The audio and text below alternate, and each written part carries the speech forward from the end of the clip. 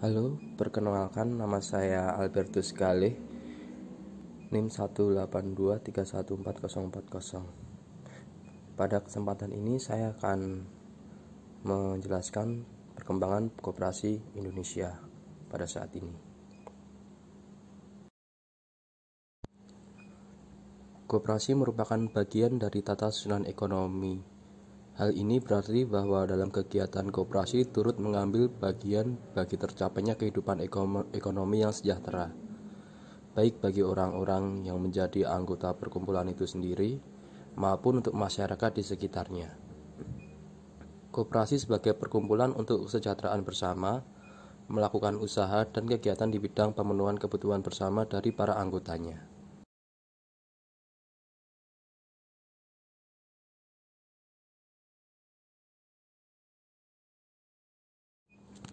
Definisi koperasi menurut Undang-Undang Nomor 25 Tahun 1992 tentang perkoperasian. Koperasi adalah badan usaha yang beranggotakan orang seseorang atau badan hukum koperasi dengan melandaskan kegiatannya berdasarkan prinsip koperasi sekaligus sebagai gerakan ekonomi rakyat yang berlandaskan atas asas kekeluargaan. Kemudian, menurut Bapak Koperasi Indonesia, Muhammad Hatta, koperasi adalah usaha bersama untuk memperbaiki nasib penghidupan ekonomi berdasarkan semangat tolong-menolong. Seorang untuk semua dan semua untuk seorang.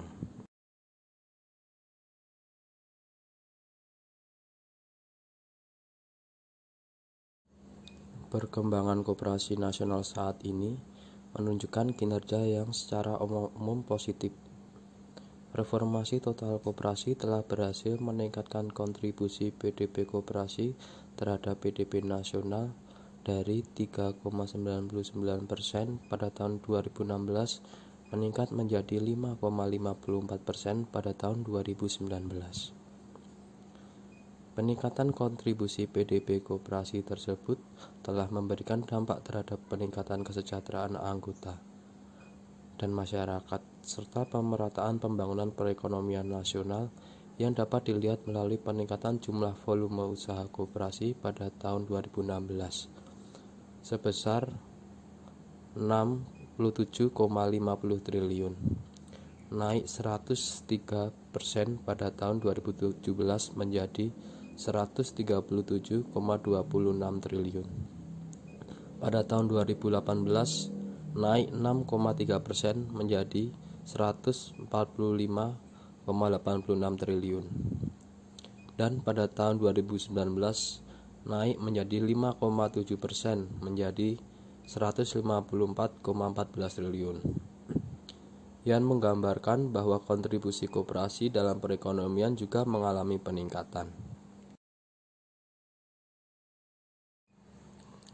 Jika dilihat dari perspektif skala nasional, maka peningkatan volume usaha tersebut dapat dijelaskan bahwa yang masuk dalam modal sendiri sebesar 26,25 triliun pada tahun 2016, 66,93 triliun pada tahun 2017, 74,90 triliun pada tahun 2018, dan 70,92 triliun pada tahun 2019. Sedangkan modal luar secara nasional sebesar 28,23 triliun pada tahun 2016, 61,76 triliun pada tahun 2017, 66,22 triliun pada tahun 2018, dan 81,190 triliun pada tahun 2019. Aset yang dimiliki secara nasional pada tahun 2016 sebesar 54,48 triliun. Pada tahun 2017 sebesar 128,70 triliun. Pada tahun 2018 sebesar 141,13 triliun. Dan pada tahun 2019 152,113 Jika dilihat dari sudut triliun. pandang anggota, maka jumlah anggota koperasi aktif mengalami peningkatan rata-rata sebesar 37,98% dari sejumlah 11.842.415 orang, dan pada tahun 2016 menjadi 22.463.000 3.738 orang pada tahun 2019.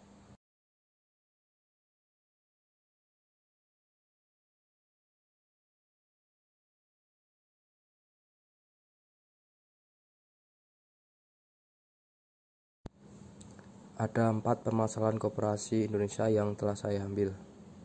Yang pertama adalah sumber daya manusia, kedua kelembagaan, ketiga pembiayaan, dan 4 produksi dan pemasaran. Untuk yang pertama adalah sumber daya manusia. Terbatasnya sumber daya manusia, pengelola koperasi yang berkualitas berakibat pada pengelolaan koperasi yang tidak menggunakan pendekatan manajemen usaha yang profesional.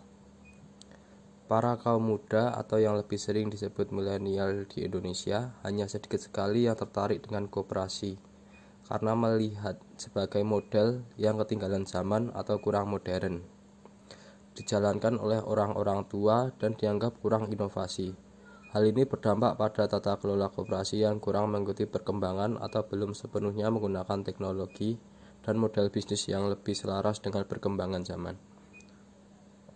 Oleh karenanya, koperasi harus mampu menarik minat kaum muda sebagai target yang potensial agar masuk ke dalam ekosistem koperasi dan memberikan sentuhan inovasi serta kreativitas yang dapat menjadi modal bagi koperasi untuk memiliki daya saing maupun inisiatif model bisnis baru. Selain itu, dapat mempercepat proses regenerasi SDM koperasi. Yang kedua adalah kelembagaan. Secara statistik, serapan tenaga kerja di sektor koperasi masih belum optimal. Hal tersebut disebabkan karena Indonesia belum memiliki model kelembagaan koperasi. Sebagian besar koperasi saat ini yang paling dominan yaitu simpan pinjam atau kredit union, konsumsi dan produksi.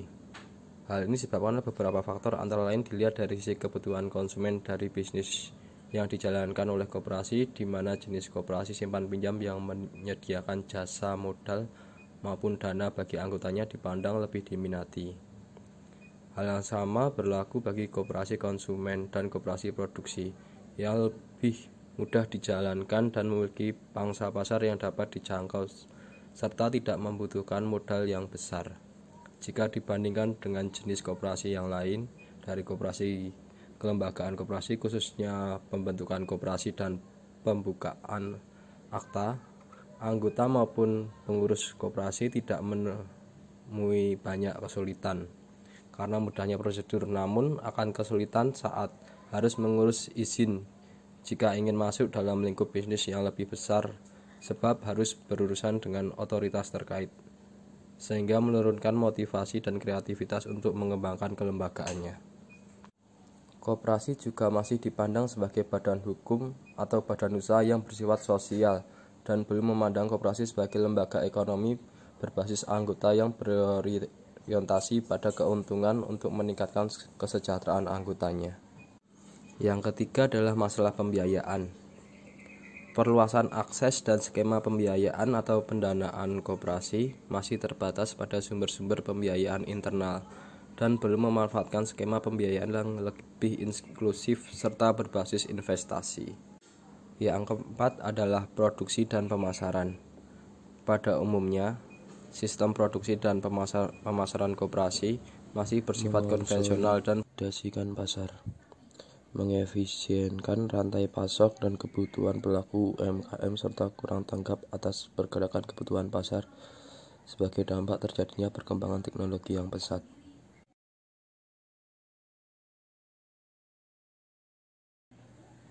Saran untuk mengembangkan industri koperasi Indonesia.